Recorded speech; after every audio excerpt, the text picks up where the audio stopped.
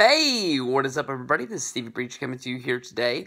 I listened to What Happened When Monday with Tony Schiavone and Conrad Thompson this morning. They were watching an old episode of Saturday night's main event. No, I apologize. What was WCW Saturday Night from 1992. Really good, really funny episode. During the show, Conrad ran down the upcoming shows that was going to be coming up, and one of the shows that they mentioned was Capital Combat from 1990, which would still be, I guess that would be the early days of WCW. I believe that was after Wrestle War, when they ran their first WCW pay-per-view, after the Turner people stepped in and switched over. And this, of course, is the event that is sort of most known for Robocop making his appearance in WCW, of course, to promote Robocop 2. One of the things that WCW was most famous for was trying to get anything in the public eye from, I guess you can say, mainstream sort of publicity, and they took any sort of celebrity that they could get, and they reached out and were able to acquire Robocop to come in for this show. Honestly, looking back at this, it's one of the worst moments in wrestling history. People remember this as a huge disaster. One of the only times I'd ever seen this was on the top 50, I can't remember what that DVD is really called. They have an ECW one that's on the network. They have a WWE one as well as a WCW one. I think it's like the top 50 oh my god moments. That's pretty much the only time I've ever seen this other than seeing GIFs on the internet. So I said, hey, before they talk about this show, I gotta go watch Sting and Robocop battle it out against the Four Horsemen. Going over, I honestly did not know that Sting and Robocop was only in the middle of the show. I honestly thought it was going to happen during the main event, which actually ends up being a cage match. I honestly watched the whole main event, which ended up being, honestly, a really good match between Ric Flair and Lex Luger for the NWA World Title in the WCW cage. After watching it, I found out that actually Sting and Robocop make an appearance midway through the show after a Brian Pillman and Tom Zink match against the Midnight Express. During that match, Jim Cornette had been caged up to keep from interfering inside of the match, so there ends up being, I guess you can say, the shark cage gimmick on the outside. After this, basically we see them throw to the back. The announcers for the day were Bob Caudle and Jim Ross, and they find Gordon Soley in the back as they say Robocop is about to make his entrance into the arena where he is going to be showing up.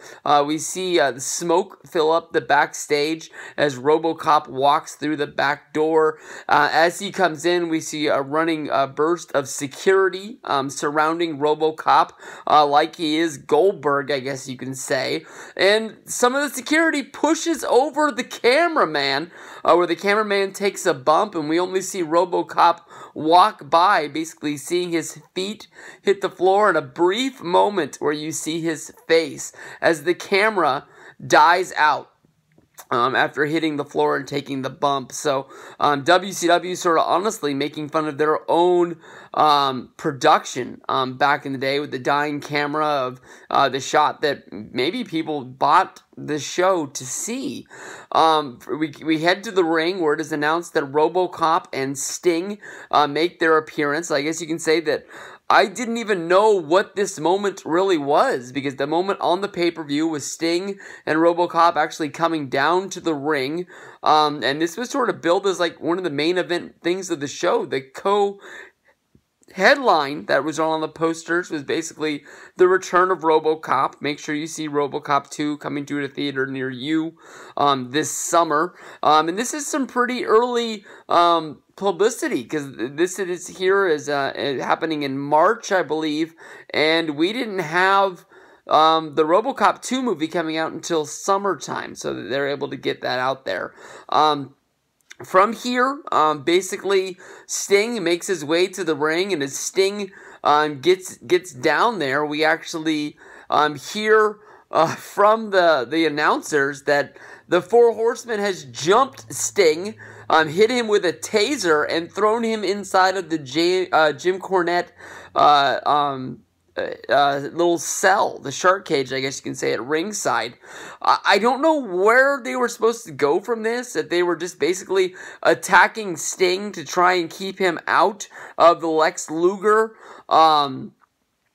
cage match later in the night, because of the fact that, I guess you can trace this back to the true main event of the Wrestle War pay-per-view, which happened before this show, was supposed to be Sting versus Ric Flair, where Sting actually won the championship. Of course, this was the 2-year build of Sting.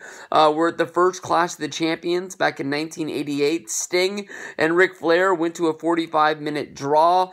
From there, they would continue to build Sting, but the first WCW pay-per-view, Wrestle War of 1990, is where they were going to basically put the foot on the gas and push Sting as the #1 guy, beating Ric Flair. From there, they had a Clash of the Champions, I believe it was called Texas Takeover, which was headlined by the Four Horsemen. It was supposed to be Arn Anderson, Ric Flair, and Sting going up against a group of goons from Teddy Hart.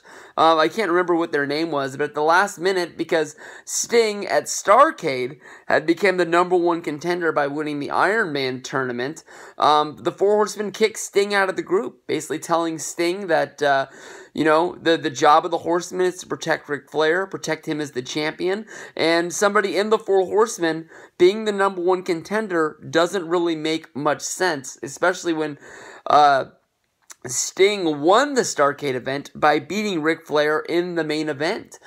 So from there, they kicked Sting out of the group.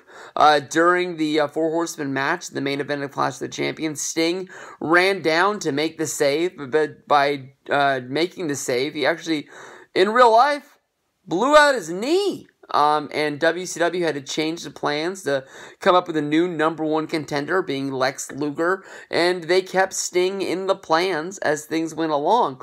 WCW actually wanted to put the title on Lex Luger at the first Wrestle War pay-per-view, but Ric Flair decided that he was not going to do the job because of the fact that WCW had promised to push this Sting.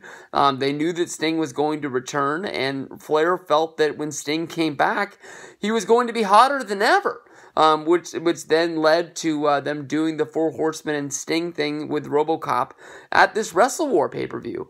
No, I apologize, at the Capital Combat pay-per-view.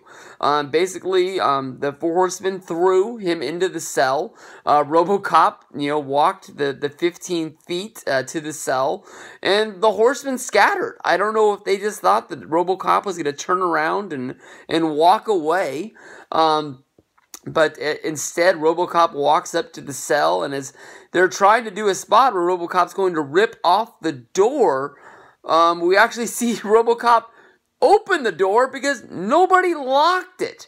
So he opens the door, and at the time it's already open, picks it up and rips it off the hinges. They got the effect they wanted, but if you're paying attention, they see the door is already open enough for Sting to get out. He didn't need to rip it off. From there, the Horsemen just blatantly scatter. There's no fight. There's no fisticuffs, and Sting and Ric Flair just basically walked to the back. I don't even think Robocop could have gotten the ring if he wanted to, because of the outfit he was in, but there is no, fireworks going off. There's no big pictures taken to try and sell some posters or get any publicity down the road. It just happens to be that's it. The Capital Combat show, honestly, was a pretty good show. You look at it, you got Luger and Flair in the main event in the cage. You've also got Doom going up against the Steiner brothers, and a bunch of the famed NWA tag matches. Really headline this show. I believe it's got the Rock and Roll Express against the Fabulous Freebirds. So this is a pay-per-view that honestly decides, it should be looked at I think it's just this Robocop and Sting thing that just came off so bad that people bash this still to this day.